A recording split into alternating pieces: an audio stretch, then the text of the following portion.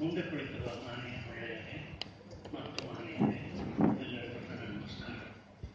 ಇಂದಿನ ಕಾರ್ಯಕ್ರಮಕ್ಕೆ ವಿಜಿ ಗಾಯತ್ರಿ ಅವರು ತುಂಬ ಪ್ರೀತಿಯಿಂದ ಅಭಿಮಾನದಿಂದ ನನ್ನನ್ನು ಆಹ್ವಾನಿಸಿದ್ದಕ್ಕೆ ನಾನು ಮೊದಲಿಗೆ ಅವರಿಗೆ ವಂದನೆಗಳನ್ನು ಅರ್ಪಿಸಬೇಕು. ಯಾಕೆಂದರೆ ಕುಮಾರಿ ತುಳಸಿ ಅವರ ಅಭಿನಯ, ಅವರ ವಿಶ್ವಾಭಿಗಮನದ ಕಾರ್ಯಕ್ರಮವನ್ನು ನಾನು ಇದುವರೆಗೂ ನೋಡಿರಲಿಲ್ಲ. ಅದರಿಂದ ನಾನು ವಂಚಿತನಾಗಿದ್ದೆ. ಹಾಗೆ ಇವತ್ತು ಅದನ್ನು ನೋಡಲಿಕ್ಕೆ ಒಂದು ಅವಕಾಶವನ್ನು ಮಾಡಿಕೊಟ್ಟಿದ್ದಾರೆ. ಹಾಗೆ ಇವತ್ತಿನ ದಶರೂಪಕದ ದಶಾವತಾರ ಎಂಬ ಪುಸ್ತಕವನ್ನು, ಉದ್ಗ್ರಂಥವನ್ನು ರಚಿಸಿ ಅದಕ್ಕೆ ಅನೇಕ ಗ್ರಂಥಗಳನ್ನು ಅವಲೋಕಿಸಿ ಅದನ್ನು ಬರೆದಿರ್ತಕ್ಕಂಥ ಶ್ರೀ ಅಶೋಕ ಹಾಸ್ಯಗಾರರು, ಅದರ ಬಗ್ಗೆ ಸಂವಾದ ನಡೆಸ್ತಾ ಇರುವಂತಹ ಡಾಕ್ಟರ್ ಆನಂದರಾಮ ಉಪಾಧ್ಯಾಯ ಅವರು, ರವಿ ಮರೋಡಿಯವರು, ಅವರ ಸಂವಾದವನ್ನು ಕೇಳಲಿಕ್ಕೆ ನನಗೊಂದು ಅವಕಾಶ ಮಾಡಿಕೊಟ್ಟಿದ್ದಾರೆ. ಅದಕ್ಕೂ ನಾನು ಅವರಿಗೆ ಕೃತಜ್ಞನಾಗಿದ್ದೇನೆ. ಹಾಗೆ ರಾಜವಡ್ಕಳ್ಳಿಯವರು, ಅವರ ಬರಹಗಳನ್ನು ನಾನು ಬೇಕಾದಷ್ಟು ಓದಿದ್ದೇನೆ, ಆದರೆ ಅವರ ಮುಖತಃ ಪರಿಚಯ ಆಗಿರಲಿಲ್ಲ. ಇವತ್ತು ಅವರ ಜೊತೆಗೆ ಕುಳಿತುಕೊಳ್ಳುವ ಭಾಗ್ಯವನ್ನು ಅವರು ಒದಗಿಸಿಕೊಟ್ಟಿದ್ದಾರೆ. ಆದ್ದರಿಂದ ಈ ಕಾರ್ಯಕ್ರಮಕ್ಕೆ ಅವರಿಗೂ ನಾನು ನನ್ನ ಹೃತ್ಪೂರ್ವಕ ವಂದನೆಗಳನ್ನು ಅರ್ಪಿಸುತ್ತೇನೆ. ಮೊದಲಿಗೆ ತುಳಸಿ ಅಭಿನಯದ ಬಗ್ಗೆ ಹೇಳುವುದಾದರೆ, ಅವರ ಕುಣಿತ, ಅವರ ಅಭಿನಯ ಪ್ರತಿಯೊಂದು ಅಷ್ಟು ಮನೋಜ್ಞವಾಗಿತ್ತು. ಬಹಳ ಆರಾಮವಾಗಿ ಅದನ್ನು ನಡೆಸಿಕೊಟ್ಟಿದ್ದಾರೆ. ವಿಶ್ವಾಭಿಗಮನವಂತಹ ಒಂದು ರೂಪಕ. ಇದರಲ್ಲಿ ಯಕ್ಷಗಾನದ 4 ಅಂಗಗಳಾದ ಹಾಡುಗಾರಿಕೆ, ಕುಣಿತ, ವೇಷಗಾರಿಕೆ ಮತ್ತು ಮಾತುಗಾರಿಕೆ. ಅದರಲ್ಲಿ ಮಾತುಗಾರಿಕೆ ಒಂದು ಇಲ್ಲ. ಅದು ಬಿಟ್ಟರೆ ಉಳಿದಿದ್ದನ್ನೆಲ್ಲ ಅವರು ತುಂಬ ಸಮರ್ಥವಾಗಿ ತಮಗೆ ಯಕ್ಷಗಾನ ಪರಿಚಯ ಇಲ್ಲದಿದ್ದವರಿಗೆ ಯಕ್ಷಗಾನ ನೃತ್ಯ ಅಂದರೆ ಹೇಗೆ ಇರುತ್ತದೆ ಅನ್ನೋದನ್ನು ಚೆನ್ನಾಗಿ ಪರಿಚಯ ಮಾಡಿಕೊಟ್ಟಿದ್ದಾರೆ.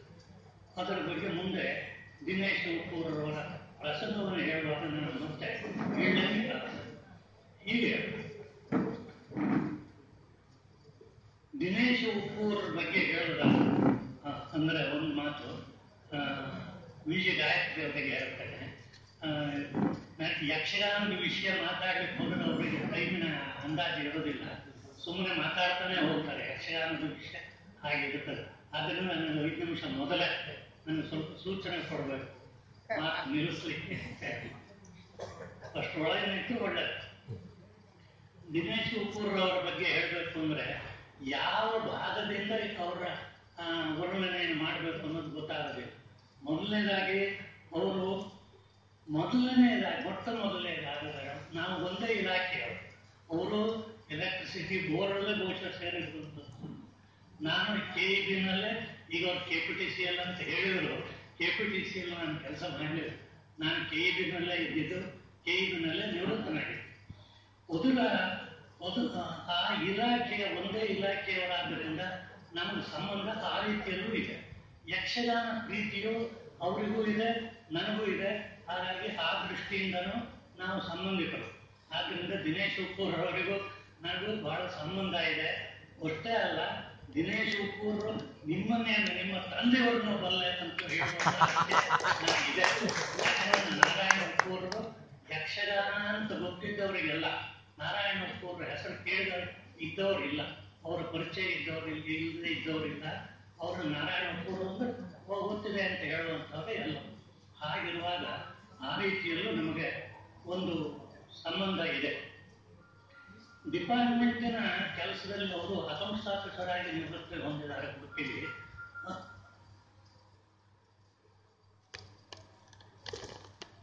ಹಾಗೆ ನನಗೆ ಇಲಾಖೆಯ ಒಂದು ನೆನಪು ಏನು ಕಾಣಿಸ್ತದೆ ಅಂತಾರೆ, ನಾನು ಅಂಕೋಲಾದಲ್ಲಿ ಸೆಕ್ಷನ್ ಆಫೀಸರ್ ಆಗಿದ್ದೆ ಮೊದಲಿಗೆ.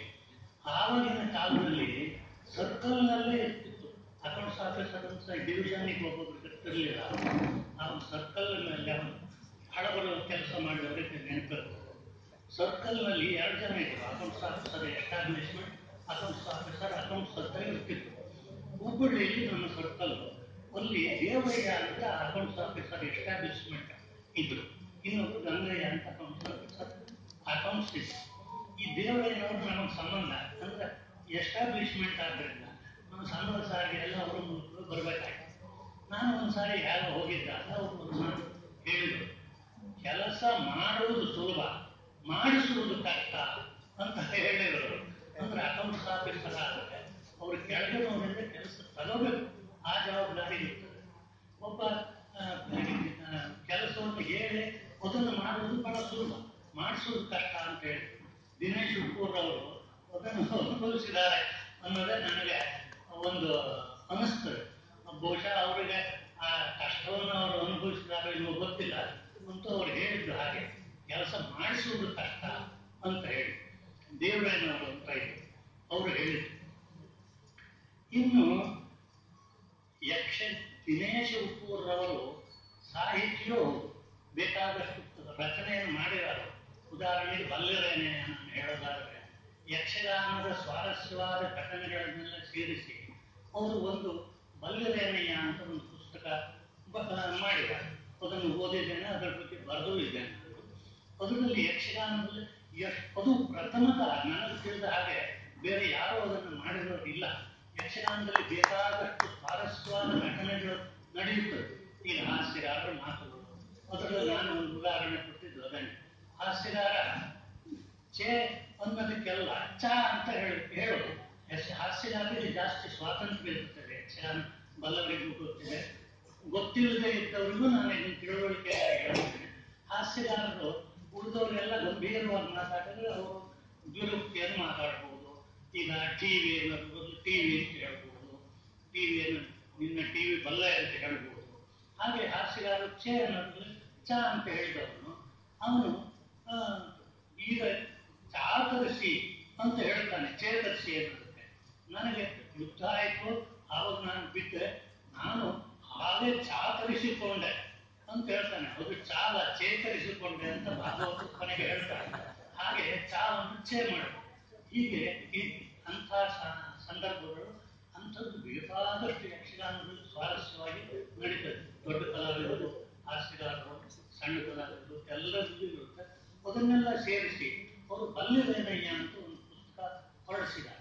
ಅದು ತುಂಬ ರೋಚಕವಾಗಿರೋದಲ್ಲದೆ ಯಕ್ಷಗಾನದ ಒಳಗಿನ ವಿಷಯಗಳು, ತಮಾಷೆಗಳು, ಆ ಗಂಭೀರವಾದ ಪ್ರಸಂಗಗಳು ಹೇಗೆ ಬರ್ತದೆ ಅದನ್ನೆಲ್ಲ ತುಂಬ ಚೆನ್ನಾಗಿ ಹೇಳಿದೆ.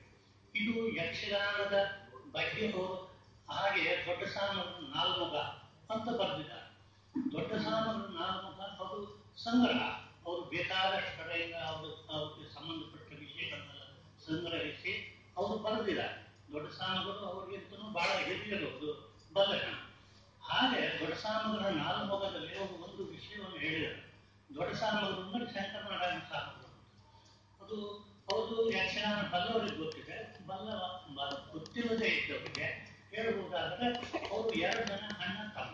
ಇವರು ದೊಡ್ಡ ಸಾಮಗರು, ಶಂಕರನಾರಾಯಣ ಸಾಮಗರು ದೊಡ್ಡ ಸಾಮಗರು ಅಂತ ಹೆಸರು, ರಾಮದಾಸ್ ಸಾಮಗರು ಅಂತ ಅವರ ತಮ್ಮ ಇದ್ದರು.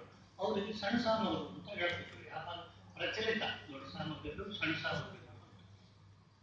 ಈ ದೊಡ್ಡ ಸಾಮಗ್ರಿಗಳು ಮಾತಿನಲ್ಲಿ ಅವರಿದ್ದು ವೇಷಭೂಷಣ ಎಲ್ಲ ಒಂದು ಖಚಿತವಾದ ಒಂದೇ ರೀತಿಯಲ್ಲಿ ಹೊಂದಿದ್ದು. ಅವರು ಸ್ವಾತಂತ್ರ್ಯ ಯೋಧನು ಅವರು ಬಹಳ ಆ ವಿಷಯದಲ್ಲಿ ತುಂಬ ದೇಶಾಭಿಮಾನಿಗಳು. ಆದರೆ ನಾವೆಲ್ಲ ಸ್ವಲ್ಪ ಪಾಶ್ಚಿಮಾತ್ಯ ಇದರಲ್ಲಿತ್ತು. ಅವರಿಗೆ ಬಿಡಿಸಲಿಲ್ಲ. ವೇಷಭೂಷಣಗಳು ಪಾಶ್ಚಿಮಾತ್ಯ ಶೈಲಿ, ಈ ನಮ್ಮ ಪ್ಯಾಂಟು ಶರ್ಟು ಇವೆಲ್ಲ ಅವರಿಗೆ. ಅವರು ಪಂಚೆ ಉಟ್ಕೊಂಡು ಇದನ್ನ ಒಂದು ಶರ್ಟ್ ಹಾಕ್ಕೊಂಡು ಒಂದು ವಾಸ್ಕೋಟ್ ಹಾಕ್ಕೊಂಡು ಇರ್ತಿದ್ರು ಯಾವಾಗ. ಅನುಕೂಲದಲ್ಲಿ ನಾನು ಮೊದಲು ಹೇಳಿದಾಗ ಅಲ್ಲಿ ನಾನು ಸೆಕ್ಷನ್ ಆಫೀಸರ್ ಇದ್ದಾಗ ಅಮೃತೇಶ್ವರಿ ಮೇಳದ ಆಟ ಅಂತ ನೆನಪು ನನಗೆ. ಯಾವುದೋ ಮೀಟಿಂಗ್ ಈಗ ಯಾವುದಕ್ಕೋ ಹೋಗಿದ್ದೆ ಅಂತ ಕಾಣ್ತಾರೆ.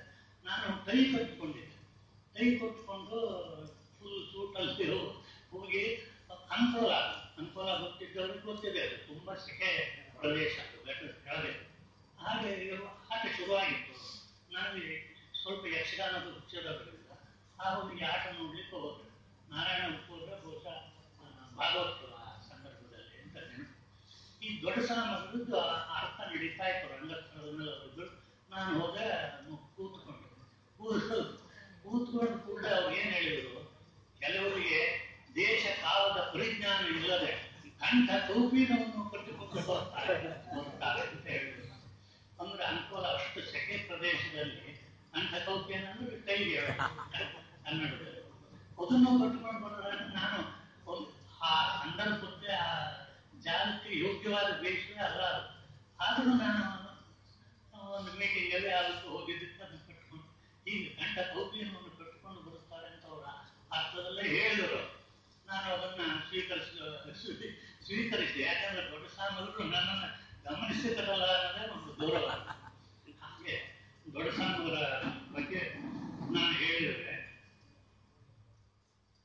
ಇವರು ದಿನೇಶ್ ಉಪ್ಪೂರ ಯಕ್ಷಗಾನದ ಬಗ್ಗೆ ಹೇಳೋದಾದ್ರೆ ಆಗಲೇ ತುಂಬಾ ವಿಷಯಗಳನ್ನು ಹೇಳಿದ್ದಾರೆ ರಾಘವೇಂದ್ರ ಬೆಟ್ಟಕೊಪ್ಪ ಅವರು. ಆದರೂ ನಾನು ಅದನ್ನು ಪುನರುಕ್ತಿ ಮಾಡೋದ್ರಲ್ಲಿ ಏನು ತಪ್ಪಿಲ್ಲ.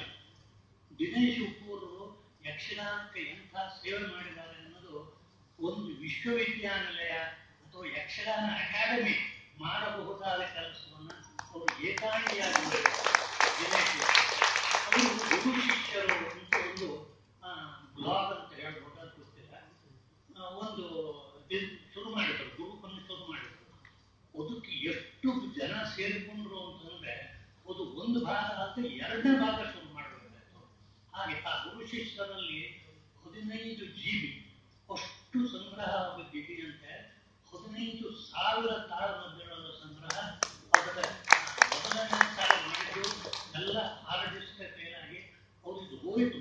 ಅದನ್ನು ಆದರೂ ಬಿಡದೆ ಮತ್ತೆ ಸೂರ್ಯಕೃಷ್ಣ ಜೋಯಿಸ್ ಅಂತ ಕೊಲ್ಲೂರಲ್ಲಿ ಅವರ ಸಹಕಾರವನ್ನು ಪಡೆದುಕೊಂಡು ಟಿವಿಗೆ ಎಲ್ಲ ತಗೊಂಡು ಆ ಕ್ಯಾಸೆಟ್ಟಿನ ಸಂಗ್ರಹ ಮಾಡಿ ಇವತ್ತು 15,000 ತಾಳಮದ್ದಳು.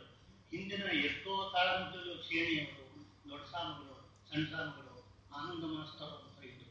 ತುಂಬಾ ಒಳ್ಳೆ ಅರ್ಥಧಾರಿಗಳು.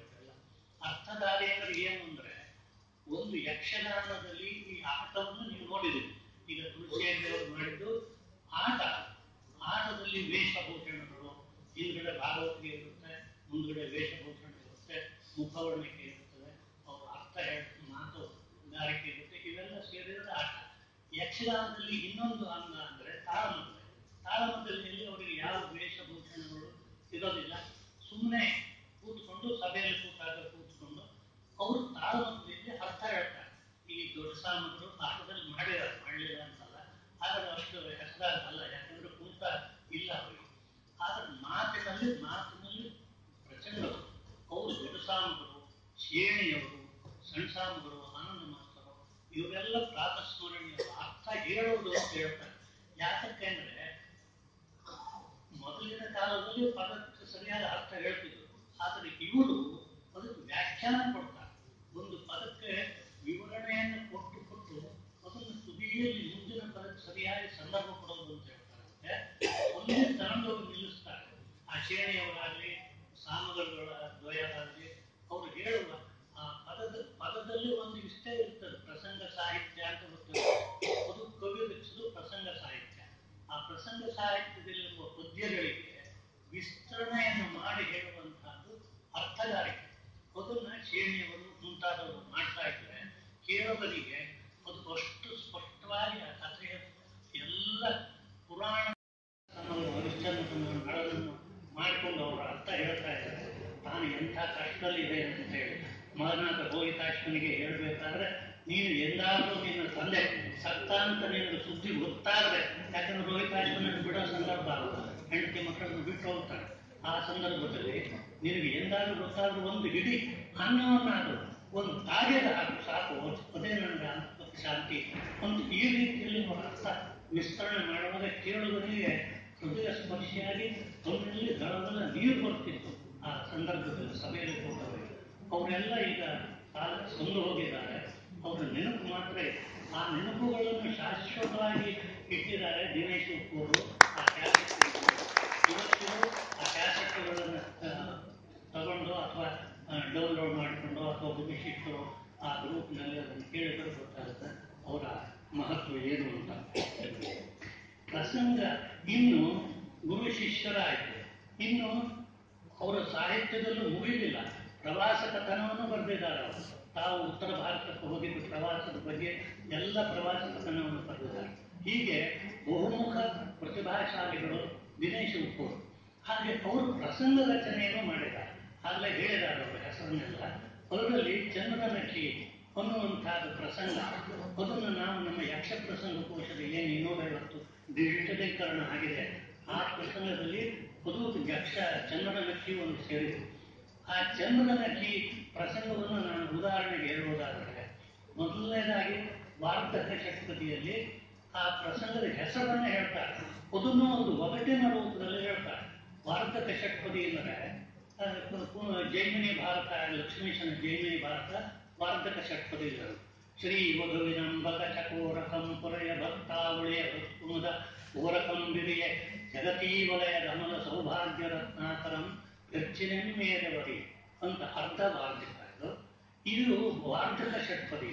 ಹಾಗೆ ಭಾಮಿನಿ ಹೇಳೋದಾದ್ರೆ ಶ್ರೀ ಯರತನೆ ವಿಮಲ ರಾಜೀವ ಪೀಠನ ಪಿತನೆ ಜಗತಿ ಪಾವನನೆ ಸನಕಾದಿ ಸಚ್ಚನನೆ ಪರದಾತಾರ, ಇದು ಅರ್ಧ ಭಾಮಿನಿ.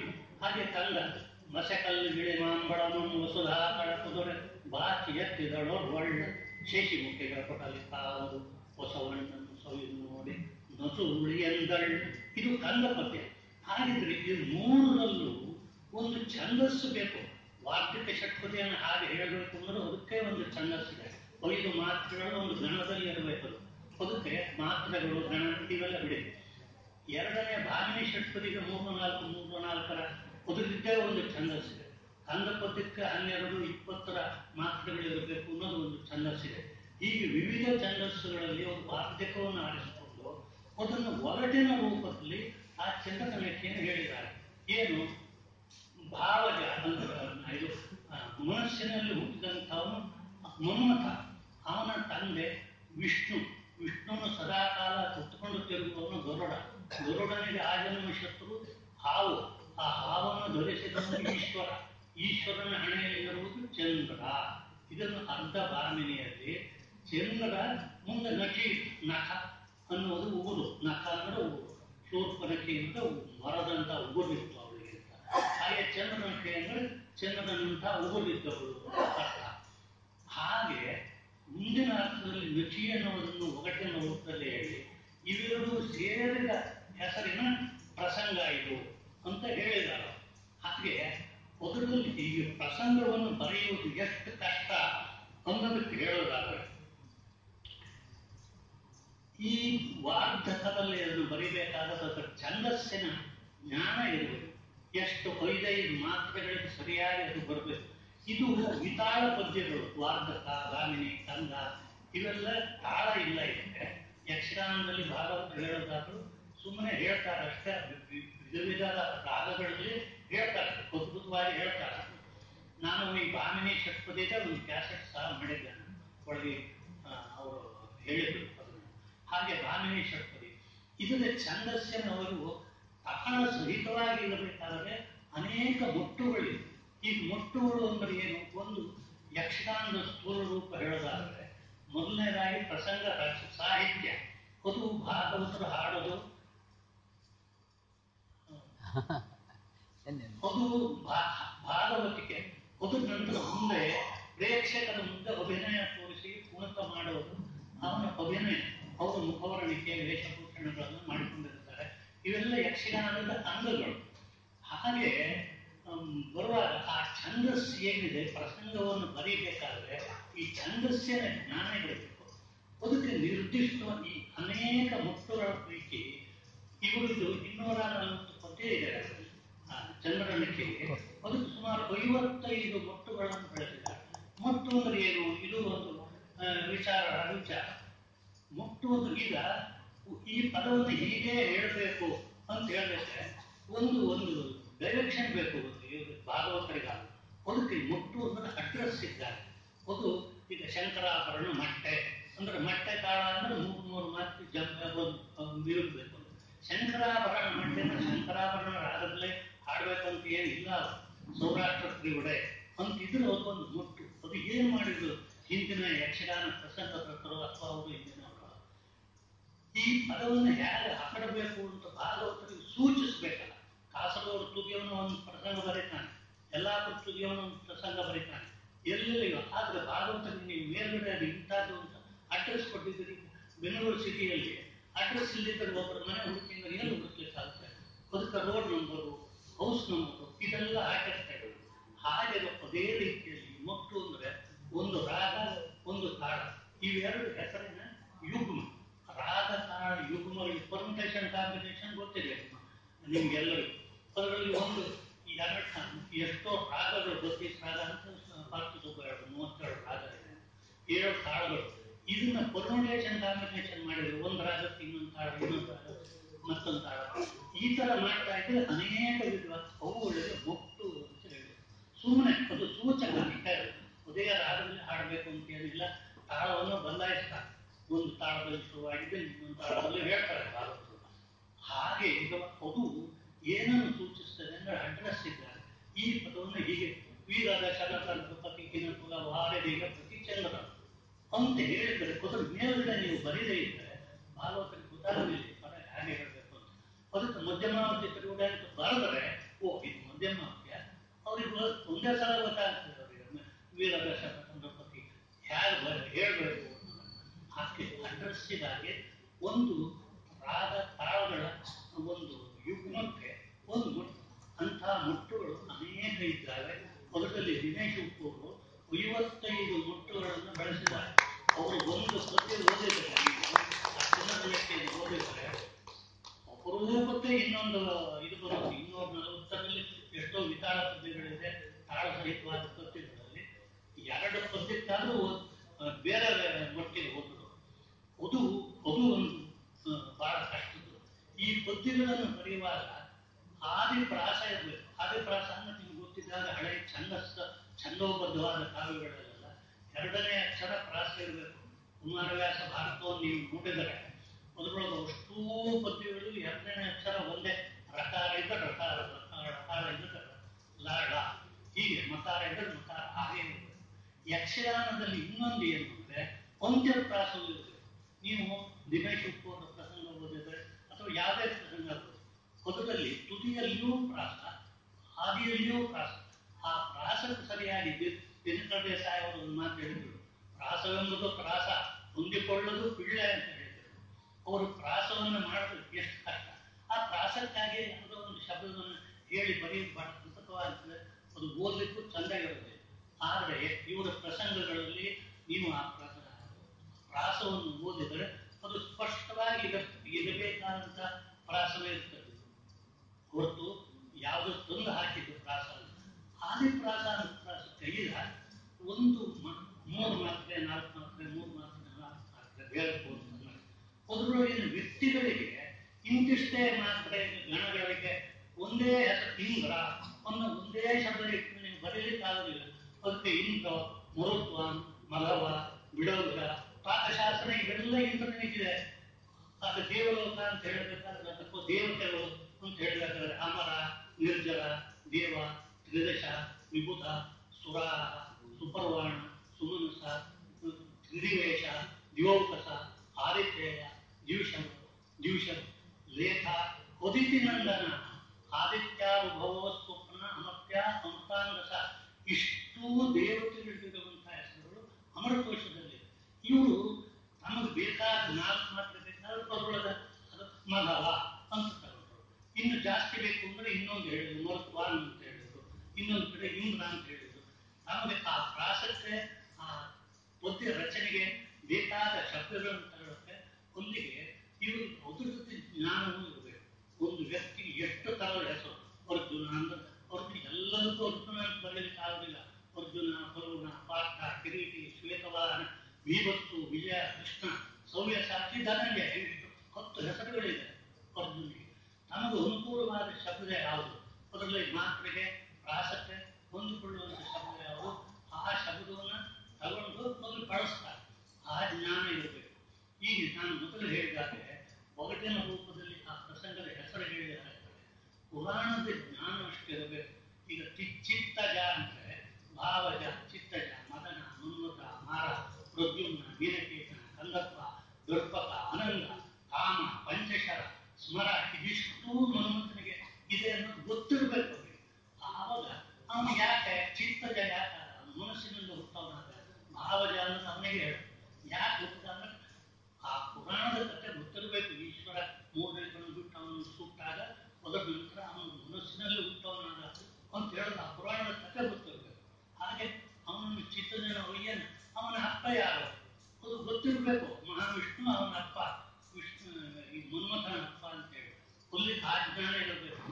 ಮಹಾವಿಷ್ಣು ತಿರುವವನು ಅಂತ ಬರೋದು. ಯಾರು? ಮಹಾವಿಷ್ಣುವನ್ನು ಹೊತ್ಕೊಂಡು ತಿರುವವನು. ಗರುಡ ಅಂತ ಗೊತ್ತಿರಬೇಕು. ಗರುಡನ ಶತ್ರು ಯಾರು? ಹಾವು ಅಂತ ಗೊತ್ತಿರಬೇಕು. ಹಾವನ ಶಿರದಲ್ಲಿ ಹಾವನ್ನು ಸದಾಕಾಲ ಧರಿಸಿಕೊಂಡವನು ಯಾರು? ಈಶ್ವರ ಅಂತ ಗೊತ್ತಿರಬೇಕು. ಅವನ ತಲೆಯಲ್ಲಿ ಶೋಭಿಸುವವನು ಯಾರು? ಚಂದ್ರ ಅಂತ ಗೊತ್ತಿರಬೇಕು. ಅಲ್ಲಿಗೆ ಕೇವಲ ಅವು ಬರೀ 3 ಸಾಲಿನಲ್ಲಿ ಚಂದ್ರ ಅನ್ನೋದನ್ನು ಬರೋದು ಆ ಪುರಾಣದ ಜ್ಞಾನ ಅಷ್ಟು ಇದ್ದ ಹೊರತು ಅದನ್ನು ಬರೀಲಿಕ್ಕೆ ಆಗೋದಿಲ್ಲ. ಆದ್ದರಿಂದ ಪ್ರಸಂಗ ರಚನೆಯಲ್ಲಿ ಅವನಿಗೆ ಛಂದಸ್ಸಿನ ಜ್ಞಾನ, ಅದು ಅದನ್ನು ಹೇಗೆ ಮಾಡಬೇಕು ಅನ್ನೋದು ಕಾನೂನು ಇದ್ದಾರೆ. ಈಗ ಫೈನಾನ್ಷಿಯಲ್ ಸ್ಕೂಲಲ್ಲಿ ಹೇಗೆ ಹೇಳಿರ್ತಾರೆ, ಅದೇ ಥರ ಇಂಥ ಛಂದಸ್ಸನ್ನು ಹೀಗೆ ಬರೀಬೇಕು ಅಂತ ನಿರ್ದಿಷ್ಟವಾದ ಕ್ರಮ ಇದೆ. ಅದ್ರ ಪ್ರಕಾರ ಪ್ರಾಸ, ಛಂದಸ್ಸು, ಪುರಾಣ ಜ್ಞಾನ ಇದೆಲ್ಲ ಇರಬೇಕಾಗುತ್ತದೆ. ಅದರ ಜೊತೆಗೆ ಕಥೆಯನ್ನು ಮುಂದೆ ತೆಗೆದುಕೊಂಡು ಹೋಗುವ ಜವಾಬ್ದಾರಿ ಪ್ರಸಂಗಕರ್ತನಿಗೆ. ಕಥೆಯನ್ನು ಮುಂದೆ ತಗೊಂಡು ಹೋಗ್ಬೇಕು. ಈಗ ಅಲ್ಲಿಗೆ ನಿಲ್ಬಾರದು. ಮುಂದೆ ಬೇರೆ ಬೇರೆಯವರ ಮಾತುಕತೆ ಅದು ಬಂದು ಕೃಷ್ಣ ಸಂಧಾನದವರೆಗೂ ಹೋಗ್ಬೇಕು. ಆವಾಗ ಹೇಗೆ ಈಗ ಚಂದ್ರಕನಿಕೆ ಉದಾಹರಣೆ ತಗೊಳ್ಳೋದಾಗಿದೆ. ಅದರೊಳಗೆ ಶೂರ್ಪನಕ್ಕೆ ಅವನ ವಿದ್ಯುತ್ತನ್ನು ಮದುವೆ ಮಾಡಿಕೊಂಡು ಯುದ್ಧಕ್ಕೆ ಹೋಗಿ ಅವನನ್ನು ಕೊಂದಾಡ ಅನ್ನೋದು ಗೊತ್ತಿಲ್ಲ. ಹೇಗೆ ಆ ಕಥೆಯನ್ನು ಮುಂದುವರಿಸಬೇಕಾದ್ರೆ ಒಂದು ಬೇರೆ ಬೇರೆ ಬೇರೆ ಪದಗಳನ್ನು ಹಾಕಬೇಕು. ಕಥೆಯನ್ನು ಮಾತ್ರ ಮುಂದುವರಿಸಬೇಕು. ವಿಕಾಲ ಪದ್ಯಗಳನ್ನು ಬೆಳೆಸಬೇಕು. ಒಂದು ಬಾಗಿನಿಯನ್ನು, ಒಂದು ವಾರ್ಕವನ್ನು, ಒಂದು ತಂಡವನ್ನು ಹಾಕಿದರೆ ಕಥೆ ಮುಂದೆ ಹೋಗ್ತದೆ. ವಿಷಯ ಏನು ಅಂತ ಗೊತ್ತಾಗ್ತದೆ. ಹೀಗೆ ಅವರ ಪದಗಳು ಬೇರೆ ಬೇರೆ ರಸಗಳು. ಈಗ ತುಳಸಿಯವರು ನರ್ತನ ಮಾಡುವಾಗ ನಾವು ನೋಡಿದ್ವಿ ಎಷ್ಟು ರೀತಿಯ ಭಾವಗಳನ್ನು ತೋರ್ಪಡಿಸಿದರು. ಯಕ್ಷಗಾನದಲ್ಲಿ ಹಾಗೆ ವಿಧ ವಿಧವಾದ ಭಾವನೆಗಳನ್ನ ತೋರ್ಪಡಿಸಬೇಕು. ಅದಕ್ಕೆ ಸರಿಯಾದ ಪದ್ಯಗಳಿರಬೇಕು. ಈಗ ಏರು ಪದ್ಯ ಅನ್ನೋದು ಮಾರವೇ ತರ ಅಷ್ಟು ಜೋರಿನ ಪದ್ಯ ಅಂತ ಅರ್ಥ. ಈ ರೀತಿಯಲ್ಲಿ ಬೇರೆ ಬೇರೆ ಭಾವನೆಗಳಿಗೆ ಬೇರೆ ಬೇರೆ ಪದ್ಯಗಳನ್ನ ಬರೆಯುವಂತಹ ಚಮತ್ಕಾರ ಸಾಮರ್ಥ್ಯ ಅವ್ರಿಗೆ ಇರಬೇಕು. ಹೀಗೆ ಪದ್ಯ ಬರೆಯೋದು ಅದನ್ನ ಅಂತಹ ಪ್ರಸಂಗಗಳನ್ನು, ಎಷ್ಟೋ ಪ್ರಸಂಗಗಳನ್ನು ಬರೆದಿದ್ದಾರೆ. ಅವರ ಸಾಮರ್ಥ್ಯದ ಬಗ್ಗೆ ಹೀಗೆ ಬಹುಮುಖ ಪ್ರತಿಭೆಯುಳ್ಳಂತಹ ದಿನೇಶ್ ಅವರನ್ನು ಇವತ್ತು ಸನ್ಮಾನ ಮಾಡಿರೋದು ತುಂಬಾ ಯೋಗ್ಯವಾಗಿದೆ. ಕೊಡ್ತೇನೆ. ಇವರ ಚಂದ್ರನಟ್ಟಿ ಪ್ರಸಂಗದ ಕೊನೆಗೆ ಒಂದು ಮುಂಚಿನ ಪದ್ಯ ಅದನ್ನು ಏನು ಹೇಳಿದ್ರು, ಒಂದು ದ್ವಿಪದಿಯಲ್ಲಿ ಬರ್ತಿದ್ದಾರೆ. ಹೊರಭಾಗವತ ನಾರಣಪ್ಪ ಎಂಬವರ ಹಿರಿಯ ಸುತನಹೆನ ದಿನೇಶ ಉಪ್ಪೂರ. ಇದು ದ್ವಿಪದಿ. ಈ ದ್ವಿಪದಿಯಲ್ಲೇ ಅದನ್ನು ಬರೆದಿದ್ದಾರೆ. ನಾರಾಯಣಪ್ಪ ಭಾಗವತರ ಮಗನಾದ ದಿನೇಶ್, ಹಿರಿಯ ಮಗನಾದ ದಿನೇಶ ಉಪ್ಪೂರ ನಾನು ಈ ಕೃತಿಯನ್ನು ರಚಿಸಿದ್ದೇನೆ ಅಂತ ಬರೆದಿದ್ದಾರೆ. ಅದನ್ನು ಹೇಳಿ ಇವರು ಒಂದೇ ಮಾತಿನಲ್ಲಿ ಹೇಳೋದಾದ್ರೆ ಅಪರೂಪದ ರಾಗಗಳನ್ನು ಕೆಲವು ಬಳಸಿದ್ದಾರೆ. ಒಂದು ಮೇಚಾಳಿ. ಇದಕ್ಕೊಂದು ಸೂಕ್ಷ್ಮ ಹೇಳೋದಾದ ಮೇಚಾಳಿ ರಾಗವನ್ನು ಯಾರಾದರೂ ಹಾಡಿದರೆ ಅವನಿಗೆ ಮಧ್ಯಾಹ್ನ ಊಟ ಸಿಗೋದಿಲ್ಲ ಅಂತ ಅನ್ಸುತ್ತೆ. ಅದಕ್ಕೆ ಒಬ್ಬ ಭಾಗವತ ಹೀಗೆ ನೋಡೋಣ, ಇವತ್ತಿಗೆ ಮೇಚಾಳೆ ಹಾಡ್ತಾನೆ, ಯಾಕೆ ಊಟ ಸಿಗೋದಿಲ್ಲ ಅಂತ ಬುದ್ಧಿ ಕಟ್ಕೊಂಡು ಹೋದ್ನಂತೆ. ಅಲ್ಲಿ ಹೋಗಿ ಒಂದು ಬಿದ ಮರದ ಕೆಳಗೆ ಬಿದರ ಮಟ್ಟಿ ಅಂತ ಹೇಳ್ತಾರೆ. ಬಿದರ ಬೆಳೆ ಕೆಳಗೆ ಕೂತ್ಕೊಂಡು ಆ ಬುದ್ಧಿ ಕಟ್ಟನ್ನ ಕೈ ಬಂದಿತ್ತು ಕೆಳಗೆ ಹೊರದಲ್ಲಿ ಇಟ್ಟ. ಅದಕ್ಕೆ ಸಿಗ ಹಾಕಿದ್ದಾರೆ, ಹ್ಯಾಂಡಲ್ ಸಿಗ ಹಾಕಿದ್ದಾರೆ. ಹಾಕಿ ಇವನು ಮೇಚಾಳೆ ರಾಗದಲ್ಲಿ ಪದ ಹೇಳ್ತಾ ಇತ್ತು. ಮೇಚಾಳೆನ ಹೇಳಿದ್ದೇನೆ. ಅಷ್ಟೊತ್ತಿಗೆ ಬಿಸಿಲು ಬಂದಿತ್ತು. ಆ ಬಿಸಿಲು ಮೇಲೆ ಆ ಕೆಳಗೆ ಬಂದ ಇದು ಮೇಲೆ ಹೋಗಿತ್ತು. ಕೊನೆಗೆ ಮೇಚಾಳೆ ರಾಗ ಮುಗಿಸಿ ನೋಡ್ತಾನೆ, ಕೈಗೆ ಸಿಗುತ್ತೆ ಬುದ್ಧಿ. ಅವತ್ತೂ ಊಟ ಇಲ್ಲ ಇವರಿಗೆ. ಹೀಗೆ ಒಂದು ಕಥೆ ಇದೆ. ಮೇಚಾಳೆ ಆ ರಾಗ ಮುನಿರಂಬು ಅಂತ ಅದೊಂದು ರಾಗ.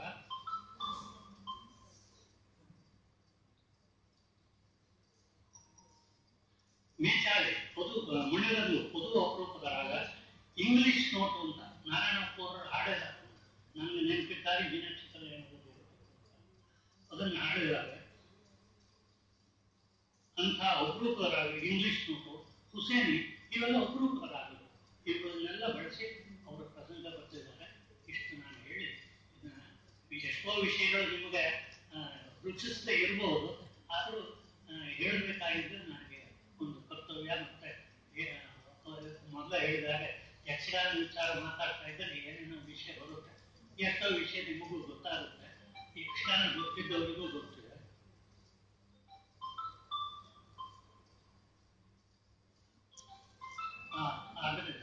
ಒಂದು ಅವಕಾಶ ಕೊಟ್ಟಿದ್ದಕ್ಕಾಗಿ, ಇಲ್ಲಿ ಭಾಗವಹಿಸಲಿಕ್ಕೆ ನಮಗೆ ಅವಕಾಶ ಕೊಟ್ಟಿದ್ದಕ್ಕಾಗಿ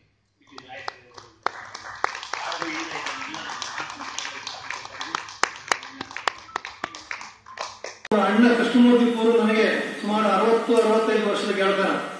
ಯಾಕಂದ್ರೆ 69ರಿಂದ ನಾವು ಅವರು ಸ್ನೇಹಿತರಾಗಿದ್ದವರು. ಒಳ್ಳೆಯ ಯಕ್ಷಗಾನ ಪಾತ್ರಗಳನ್ನ ಪ್ಲಾಸ್ಟರ್ ಆಫ್ ಪ್ಯಾರಿಸ್ ನಲ್ಲಿ ಆ ಕಾಲದಲ್ಲಿ ಮಾಡಿ ಮನೆ ಎಲ್ಲರ ಶೋರೂಮ್ ಶೋಕೇಸ್ ನಲ್ಲಿ ಇರ್ತಕ್ಕಂಥದ್ದನ್ನ ಸುಂದರವಾಗಿ ಮಾಡ್ತಕ್ಕಂಥ ವ್ಯಕ್ತಿಯವರು. ಅವರ ಸ್ನೇಹಿತರು, ಅವರ ತಂದೆಯವರು ನನಗೆ PhD ಮಾಡುವಾಗ ಎಷ್ಟು ಸಹಕಾರ ಕೊಟ್ಟಿದ್ದಾರೆ ಅಂದ್ರೆ ಅಷ್ಟಿಷ್ಟಲ್ಲ. ಅಂತವರಿಗೆ ಇವತ್ತು ಅವರ ಸನ್ಮಾನ ಮಾಡೋ ಸಂದರ್ಭ ನಾನು ಕೂತ್ಕೊಂಡಿದ್ದೇನಲ್ಲ, ಅದು ನನ್ನ ಭಾಗ್ಯ ಅಂತ ಅನ್ಕೊಳ್ತೇನೆ. ಅದಕ್ಕಾಗಿ ನಾನು ಅವರಿಗೆ ಸನ್ಮಾನ ಸಿಕ್ಕಿದ್ದು ಎಲ್ಲಿ ಕಡೆ ಅವ್ರ ಮನೆಯಲ್ಲಿ, ಬೇರೆ ಕಡೆ ಸನ್ಮಾನ ಸಿಗುದು ಬೇರೆ, ಮನೆಯಲ್ಲಿ ಸನ್ಮಾನ ಸಿಗುದು ಬಹಳ ವಿಶೇಷವಾದದ್ದು. ಅವರ ಸಂಸ್ಥೆಯಲ್ಲಿ ಅವರು ಸಿಗ್ತಾರ ಸ್ವಾಮಿ, ಅದಕ್ಕೆ ನಿಜವಾಗ್ಲೂ ಅವರಿಗೆ ಅಭಿನಂದನೆಗಳು. ಮತ್ತೆ ಹಾಗೂ ನನ್ನ ಸಹೋದ್ಯೋಗಿಗಳು, ಇವತ್ತು ನನಗೆ ನಿಜವಾಗ್ಲೂ ಸಂತೋಷವಾಯಿತು. ಯಾಕಂದ್ರೆ ನಾನು ಸ್ವಲ್ಪ ಸಂಕೋಚ ಸ್ವಭಾವದವರು, ಅಡುಕಂದೇವರು ಹೇಳಿದ ಹಾಗೆ ನನಗೆ ಈ ಸನ್ಮಾನ, ಈ ಪ್ರದರ್ಶನ ಇದೆಲ್ಲ ನನಗೆ ಅಷ್ಟು ಆಸಕ್ತಿ ಇಲ್ಲ. ನಾನು ಗಾಯತ್ರಿಯವರಿಗೆ ಹೇಳಿದ್ದೆ ನನಗೆ ಆಸಕ್ತಿ ಇಲ್ಲ, ಆದರೆ ಅವರ ತೀವ್ರ ಒತ್ತಾಯದ ಮೇಲೆ ನಾನು ಇವತ್ತು ಭಾಗವಹಿಸಬೇಕಾಯಿತು. ನಾನು ಅಂದಿನ KEBಯಲ್ಲಿ 1986ರಲ್ಲಿ ಸೇರಿದ್ದು. ಕಾವೇರಿ ಭವನದಲ್ಲಿ ಕೆಲಸ ಮಾಡಿದಂತ ಲಿಂಗರಾಜು, ವೀರಪ್ಪ ಇವರೆಲ್ಲ ನಮ್ಮ ಕಲಿಕೆ ಆವಾಗ ಬ್ಯಾಚ್ಮೇಟ್ ಆಗಿದ್ರು. ಆದ್ರೆ ನಾನು ಹೊರಗಡೆ ಜಾಸ್ತಿ ಹೋಗ್ಲಿಲ್ಲ. ಉಡುಪಿ ಬಿಟ್ರೆ ಅಲ್ಲಿ ಹತ್ರ ಮುಲ್ಕಿ, ಮಂಗಳೂರು, ಮತ್ತೆ ಕುಂದಾಪುರ, ಮತ್ತೆ ಪುನಃ ಉಡುಪಿ, ಹೀಗೆ ಕರಾವಳಿಯಲ್ಲೇ ಜಾಸ್ತಿ ನಾನು ನನ್ನ ಸರ್ವಿಸ್ ಅನ್ನು ಮುಗಿಸಿ ಸುಮಾರು 32 ವರ್ಷ ಸರ್ವಿಸ್ ಮಾಡಿದ್ದೇನೆ. ಆದ್ರೆ ನಾನು ಹೆಚ್ಚು OLM ಅಲ್ಲಿ ರೆವಿನ್ಯೂ ಸೆಕ್ಷನ್ ಅಲ್ಲೇ ಕೆಲಸ ಮಾಡಿದ್ರಿಂದ ಅಂದ್ರೆ ನನಗೆ ತುಂಬಾ ಕೆಲಸದ ಒತ್ತಡಗಳು ಜಾಸ್ತಿ ಇರ್ತಾ ಇತ್ತು. ಆದ್ರಿಂದ ನಾನು ಆದಷ್ಟು ಬೇಗ ಹೊರಗೆ ಬರುವ ಮನಸ್ಸನ್ನು ಮಾಡಿದೆ. ಒಂದು ತರ ಏಕತಾನತೆ ಅನಿಸ್ತಾ ಇತ್ತು. ಯಾಕಂದ್ರೆ ನನಗೆ ಇವರು ಹೇಳಿದಾಗೆ ಯಕ್ಷಗಾನ, ಸಾಹಿತ್ಯ ಇಂಥದ್ರ ಬಗ್ಗೆ ಜಾಸ್ತಿ ಆಸಕ್ತಿ ಇತ್ತು. ಒಂದು ಒಳ್ಳೆ ದಿವಸದಲ್ಲಿ ನಾನು ನಿವೃತ್ತಿಯನ್ನು ತೆಗೆದುಕೊಂಡೆ. ಆದರೆ ಸ್ವಲ್ಪ ದಿವಸ ನನಗೆ ಕಷ್ಟ ಆಗಿದ್ದು ಹೌದು, ಆದರೆ ನಾನು ಬೇಗ ಚೇತರಿಸಿಕೊಂಡೆ. ಯಾಕಂದ್ರೆ ಬಲ್ಲವರು ಹೇಳಿದ ಹಾಗೆ ನಾವು ನಿವೃತ್ತರಾಗುವುದು ಬರೀ ಕೆಲಸದಿಂದ ಮಾತ್ರ, ಜೀವನದಿಂದ ಅಲ್ಲ. ಅದನ್ನೇ ನಾನು ಮನಸ್ಸಿನಲ್ಲಿ ಇಟ್ಟುಕೊಂಡು ಲೈಬ್ರರಿಗೆ ಹೋಗಿ ನನ್ನ ಹೆಚ್ಚಿನ ಸಮಯವನ್ನು ಅಲ್ಲಿ ಕಳೆದೆ. ಕಾರಂತರು, ಭೈರಪ್ಪ ಇಂಥ ಅವರ ಕತೆ, ಕಾದಂಬರಿಗಳನ್ನ ಜಾಸ್ತಿ ಓದ್ತಾ ಹೋದೆ. ಹಾಗೆ ನನಗೆ ಯಕ್ಷಗಾನ ಸಂಗ್ರಹ ಮಾಡುವಂತ ಆಸಕ್ತಿ ಮೊದಲಿಂದಲೂ ಇತ್ತು. ಹಳೆ ಕ್ಯಾಸೆಟ್ಟು ಮತ್ತೆ VCP, VC ಕ್ಯಾಸೆಟ್ಟು ಅದು. ಆದ್ರೆ ಈಗ ಅದೆಲ್ಲ ಔಟ್ಡೇಟ್ ಆಗಿದೆ. ಯಾರ ಮನೆಯಲ್ಲೂ ಒಂದು ಟೇಪ್ ರೆಕಾರ್ಡು ಈಗ ಸಿಕ್ಕುದು ಬಹಳ ಅಪರೂಪ, VCR ಸಿಕ್ಕುದು ಅಪರೂಪ. ಆದ್ರೆ ಅದನ್ನೆಲ್ಲ ಡಿಜಿಟಲ್ ಮಾಡಿ ಕಾಯ್ದಿರಿಸಬೇಕು ಅಂತ ನನಗೆ ಬಹಳ ಆಸೆ ಇತ್ತು. ಹಾಗೆ ನಾನು ಹೆಚ್ಚಾಗಿ ನನಗೆ ಸಿಕ್ಕಿದ್ದು ಉತ್ತರ ಕನ್ನಡದಲ್ಲೇ ಜಾಸ್ತಿ. ನಮ್ಮ ಅಪ್ಪಯ್ಯಂದು, ಕಾಳಿಂಗನವರದ್ದು, ಶಂಭು ಹೆಗಡೆಯವರದ್ದು ಇತ್ಯಾದಿಯವರದ್ದು ಆಡಿಯೋ ವಿಡಿಯೋಗಳನ್ನೆಲ್ಲ ಸಂಗ್ರಹಿಸ್ತಾ ಇದ್ದೇನೆ. ಅದನ್ನೆಲ್ಲ ಯಾರ್ಯಾರ ಹತ್ರ ಕೇಳಿ ಟೇಪ್ ರೆಕಾರ್ಡ್ ತಕೊಂಡು ಮತ್ತೆ VCR ಅನ್ನ ತಕೊಂಡು, ಅದು ಹಾಳಾದ್ರೆ ರಿಪೇರಿ ಮಾಡುವವರು ಇರಲಿಲ್ಲ, ಒಂದು ಪಾರ್ಟ್ಸ್ ಸಿಗ್ತಾ ಇರಲಿಲ್ಲ.